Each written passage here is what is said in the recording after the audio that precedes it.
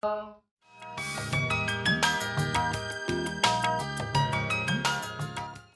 स्वदेशी बहुत गहरा दर्शन है और ये ऐसा दर्शन है जो किसी भी देश को अपने पांव पे खड़ा कर सकता है। और इस दर्शन ने पिछले 200 वर्ष में दुनिया के कई देशों में ऐसे चमत्कार किए हैं कि वो देश आज दुनिया में सबसे बड़ी महाशक्ति बन गए हैं। मैं आपको नाम लेके कुछ उदाहरण से बताऊं, ये अमेरिका आज दुनिया की सबसे बड़ी महाशक्ति बना हुआ दिखाई देता है आपको।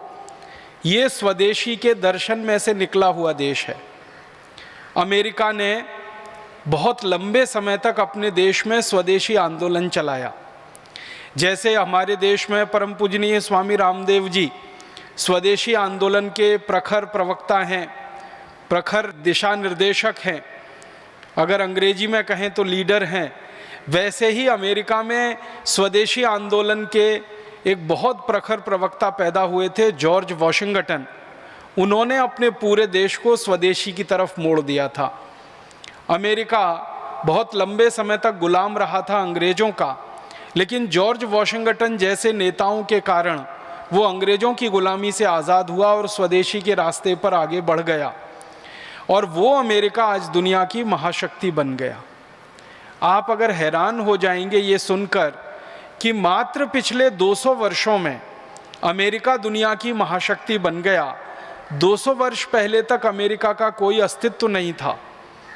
आर्थिक दुनिया में, व्यापार की दुनिया में, उद्योग की दुनिया में, सुरक्षा व्यवस्था की दुनिया में, तकनीकी की दुनिया में, विज्ञान की दुनिया में कोई भी अमेरिका का नाम लेने वाला नहीं था आज से 200 साल पहले तक। एक दूसरा उदाहरण देता हूँ, आज से लगभग 100 साल पहले तक जापान का कोई नाम लेवा नहीं था दुनिया में। जापान भी गुलाम रहा है दुनिया में कई देशों का। जापान जब अमेरिका का गुलाम था तब आपको मालूम है अमेरिका ने 2 एटम बम जापान पे गिरा दिए थे, हिरोशिमा और नागासाकी पर 1945 में, और पूरे जापान को तोड़ दिया था अमेरिका ने, ध्वस्त कर दिया था। वो जापान पिछले 60 वर्षों में, 70 वर्षों में सारी दुनिया के सामने पूरी इज्जत और सम्मान से खड़ा है। अमेरिका के बाद दूसरा नाम अगर लिया जाता है दुनिया में तो वो जापान का नाम लिया जाता है। हमारा एक पड़ोसी देश है, उसका नाम है चीन। आपको मालूम है चीन भी एक समय तक अंग्रेजों का गुलाम रहा है। अंग्रेजों ने चीन पे भी कब्जा किया था और पूरे चीन के समाज को अंग्रेजों ने नशे में डुबो दिया था। चीन को खड़ा होने में बहुत समय लगा, लेकिन चीन खड़ा हुआ। 1949 तक अगर चीन के बारे में आप जानने की कोशिश करेंगे तो पता चलेगा कि चीन भिखारी देश था। उनको खाना खाने के लिए जो चावल चाहिए वो उनके पास नहीं होता था। उनके उद्योग उनके पर्याप्त नहीं थे, व्यापार उनका अच्छा नहीं था 1949 तक। और 1949 माने आज से लगभग 60-61 साल पहले तक विदेशी कर्जे में डूबा हुआ था। पूरी तरह से ध्वस्त और अस्त व्यस्त देश था चीन। लेकिन चीन में एक बड़ा नेता पैदा हुआ। जैसे हमारे देश में मैं बार बार कहता हूँ परम पूजनीय स्वामी रामदेव जी स्वदेशी की अलख जगा रहे हैं, ऐसे ही चीन में एक नेता पैदा हुआ, उसका नाम था माओ जेडोंग। उसने पूरे देश को स्वदेशी के रास्ते पे डाल दिया और चीन के लोगों के दिल दिमाग में स्वदेशी चिंतन, स्वदेशी दर्शन ऐसे भर दिया कि पूरा चीन पिछले 60 साल में अपने पैरों पे खड़ा हो गया। और आज चीन पूरी दुनिया को अनाज खिला रहा है, पूरी दुनिया को भोजन करा रहा है। सारी दुनिया के बाज़ारों में 25% से ज़्यादा सामान चीन का भरा हुआ है। तो ये सभी देश दुनिया में अगर आप उनका अध्ययन करेंगे, अभ्यास करेंगे, तो पता चलेगा कि वो ताकत से खड़े हुए, स्वावलंबन के साथ और स्वदेशी के आधार पर। इतने सारे देश अगर स्वदेशी के आधार पर दुनिया भर में खड़े हो सकते हैं और महाशक्ति बन सकते हैं, तो भारत भी स्वदेशी के आधार पर ही खड़ा होकर दुनिया की महाशक्ति बन सकता है। इसके अलावा दूसरा कोई रास्ता नहीं। अगर आप विदेशियों पर निर्भर हैं, परावलंबी हैं, तो आप दुनिया में कभी कोई ताकत हासिल नहीं कर सकते। आपके दोनों हाथों के नीचे कोई विदेशी बैसाखी लगी हुई है, जिस दिन उसने किसी ने हटा ली वो बैसाखी, आप तो गिर जाएंगे। तो विदेशी बैसाखियों पर परावलंबी होके, विदेशी चिंतन से, विदेशी अर्थव्यवस्थाओं की नीतियों की नकल से कोई देश कभी आगे नहीं आता। हर देश को आगे आने के लिए स्वदेशी का चिंतन, स्वदेशी का मनन और स्वदेशी का अनुपालन करना पड़ता है अपने जीवन में। तो भारत को हम महाशक्ति बनाना चाहते हैं, ये हमारा संकल्प है। भारत स्वाभिमान जो गठित हुआ है उसके कई संकल्प हैं, उनमें से सबसे बड़ा संकल्प है कि भारत माता को विश्व गुरु बनाना है, विश्व के सर्वोच्च पद पर स्थापित करना है और हमारे देश को दुनिया का सिरमौर बनाना है। तो दुनिया का सिरमौर अगर भारत बनेगा, विश्व में सर्वोच्च महाशक्ति भारत बनेगा, तो ये भी स्वदेशी के ताकत से बनेगा, स्वावलंबन की ताकत से बनेगा। इस दृष्टि से मैं आज आपसे कुछ बात करना चाहता हूँ। मैं थोड़ी पुरानी बात करके अपनी आज की बात कहूँगा। पुरानी बात माने हमारे इतिहास की बात थोड़ी देर में करूँ कि भारत कभी दुनिया में विश्व की महाशक्ति था, विश्व का सिरमौर था, ये हमारे दस्तावेज बताते हैं।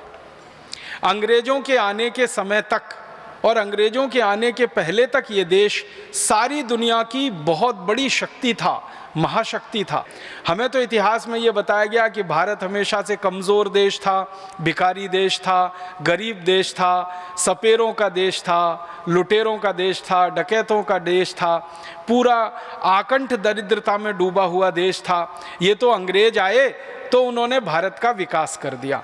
तो हम अंग्रेजों को इस दृष्टि से देखने लगे और अंग्रेजों ने ये इतिहास हमारा हमको बनाकर पढ़ा दिया और दुर्भाग्य से ज़्यादातर पढ़े लिखे लोग उसी इतिहास को मानने लगे। अंग्रेजों ने भारत के बारे में जो कहा भारत की इतिहास की किताबों में, उसके बिल्कुल उलट उन्होंने कहा भारत के बारे में इंग्लैंड की इतिहास की किताबों में। ये दो अंग्रेज नहीं कह रहे हैं, 200 से ज़्यादा अंग्रेज इतिहासकार ये कह रहे हैं अपनी अपनी इतिहास की किताबों में और दस्तावेजों में कि भारत के घरों में सोने के सिक्कों का ढेर ऐसे रहता है जैसे गेहूं और चने का ढेर रहता है, क्योंकि समृद्धि और संपत्ति बहुत है। तो ऐसा देश भारत रहा, सोने का देश, चांदी का देश, हीरे जवाहरात का देश, मोती माणिक पन्नों का देश। इसलिए सारी दुनिया की नज़रें भारत पर टिकी रहीं और इसलिए भारत के बारे में अंग्रेजों ने एक उपमा दी कि ये सोने की चिड़िया है, ये सोने की चिड़िया है। तो ये सोने की चिड़िया मतलब सोने से भरपूर, चांदी हीरे जवाहरात मोती माणिक से भरपूर देश रहा, ऐसा देश था। अगर ऐसा देश था तो संपूर्ण स्वदेशी और स्वावलंबी ही रहा होगा, उसके अलावा ये देश बन नहीं सकता ऐसा। तो उसकी खोज जब हम लोग करते हैं आजकल और आगे भी करते रहेंगे तो पता चल रहा है कि इतना स्वदेशी और स्वावलंबन इस देश में रग रग में भरा हुआ था कि ये देश अद्भुत बना। अब मैं मूल बात पे आ रहा हूँ कि भारत का ये जो स्वावलंबन और स्वदेशीपन था ये आया कहाँ से? तो ये आया हमारी ग्रामीण अर्थव्यवस्था में से। अंग्रेजों के आने के पहले तक भारत की अर्थव्यवस्था को दो हिस्सों में बांटकर अगर हम देखें तो एक थी नगरीय अर्थव्यवस्था और एक थी ग्रामीण अर्थव्यवस्था। जो ग्रामीण अर्थव्यवस्था थी वो मूल में थी और नगर की जो अर्थव्यवस्था थी वो ग्रामीण अर्थव्यवस्था पर आधारित हुआ करती थी। मतलब सीधे शब्दों में कहूं तो गांव हमारे संपूर्ण स्वावलंबी हुआ करते थे और नगर हमारे गांव के ऊपर निर्भर हुआ करते थे। मतलब सीधा सा ये है कि गांव में उत्पादन होता था और नगर में जाकर वो बिका करता था। नगरों में व्यापार होता था और गांव में उत्पादन होता था।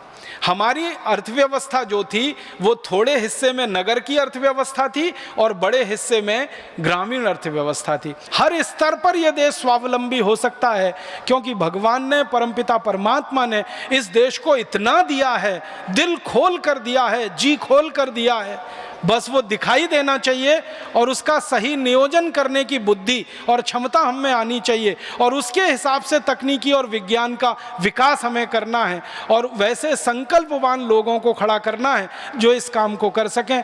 तो आप सभी वो संकल्पवान लोग हैं जो आने वाले समय में इस देश में खड़े होंगे और शायद भारत स्वाभिमान ही इस काम में अगुवाई करेगा, लीडरशिप लेगा और भारत देश को जो भी ज़रूरत की तकनीकी है, जो भी ज़रूरत के संसाधन संसाधन है उसको उपलब्ध कराने में, नीतियां बदलवाने में, कानून बदलवाने में और व्यवस्थाओं को सुचारू रूप से चलाने में हमारी भूमिका सबसे अग्रणी होने वाली है। इसलिए आपके ऊपर बहुत बड़ी जिम्मेदारी है और इस जिम्मेदारी को आप जिस दिन महसूस करना शुरू कर लेंगे उसी दिन ये हो जाना शुरू हो जाएगी।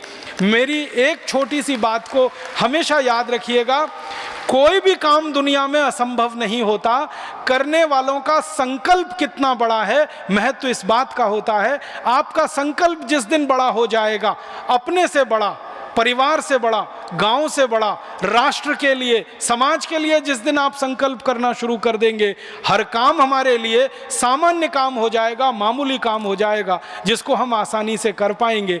यही भावना के साथ आप सभी को शुभकामनाएं देता हूं।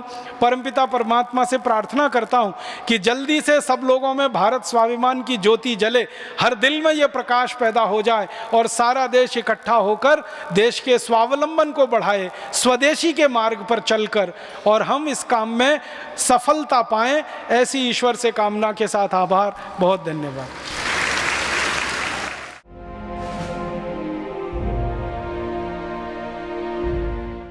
भारत स्वाभिमान का जो अभियान अपने भारत में परम पूजनीय स्वामी जी के नेतृत्व में जो शुरू हुआ है, ये अभियान भारत की दशा को और दिशा को ठीक करने वाला है।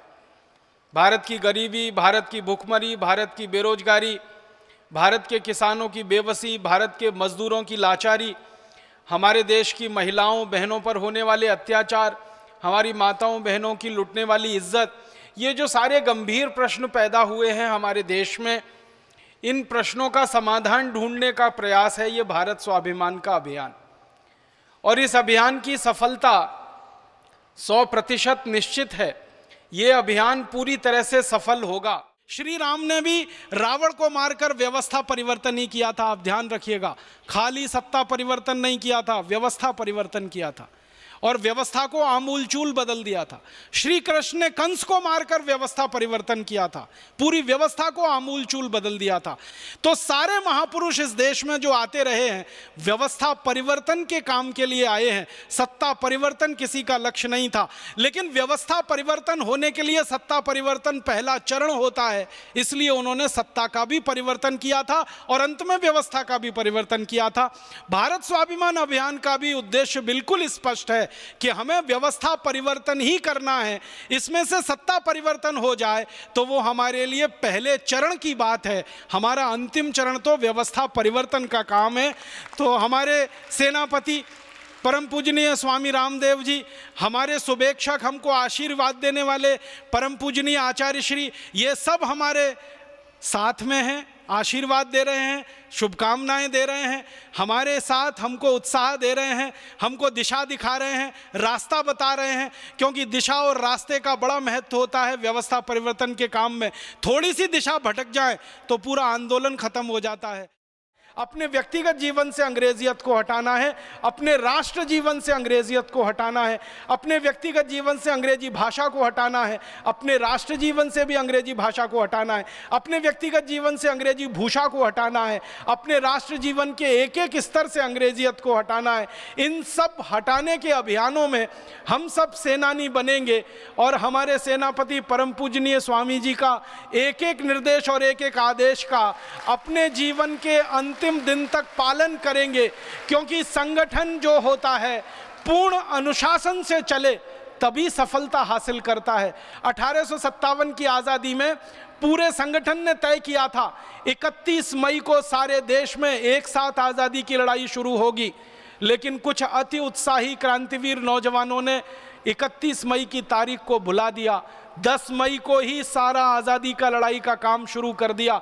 संगठन का निर्देश उस समय चूक गए मानने से परिणाम ये हुआ कि हम आज़ादी हासिल करने में 100 साल पीछे चले गए। 5000 विदेशी ईस्ट इंडिया कंपनियां आज इस देश में हैं। देश का आने वाला समय कैसा होगा, इस अंदाजे को मन में रखकर आप तैयार होइए, संकल्प करिए और इस देश में फिर से एक बड़ा आंदोलन शुरू करिए, स्वदेशी का, स्वराज्य का, अपने देश की आज़ादी को बचाने का, अपनी स्वतंत्रता को बचाने का, अपने स्वराज्य और स्वतंत्रता को पूर्ण रूप से स्थापित कराने का। और उसी आंदोलन का नाम है भारत स्वाभिमान, उसी अभियान का नाम है भारत स्वाभिमान। तो आप सब भारत स्वाभिमान के सक्रिय सेनानी बने और हमारे सेनापति परम पूजनीय स्वामी जी के निर्देशन में अपनी पूरी जिंदगी की सार्थकता इसी काम में ढूंढें और खोजें कि हम भारत की दोबारा गुलामी आने नहीं देंगे और आधी अधूरी आज़ादी को पूरी आज़ादी में परिवर्तित करेंगे। भूतकाल में जो भारत सोने की चिड़िया था, सारी दुनिया का विश्व गुरु था, भविष्य में भी भारत सोने की चिड़िया और विश्व गुरु बनेगा, ऐसी हमारे मन में दृढ़ संकल्प की भावना हो। ईश्वर हमको इसके लिए ताकत दे, शक्ति दे, संकल्प दे। इस भावना के साथ आभार, धन्यवाद। स्वतंत्रता आना अभी बाकी है, स्वराज्य आना अभी बाकी है। अपना राज्य, अपना तंत्र, अपनी भाषा, अपनी भूषा, अपना भोजन, अपना भजन, अपने वस्तुएं, सब कुछ अपना हो, ऐसी आज़ादी अभी आना बाकी है।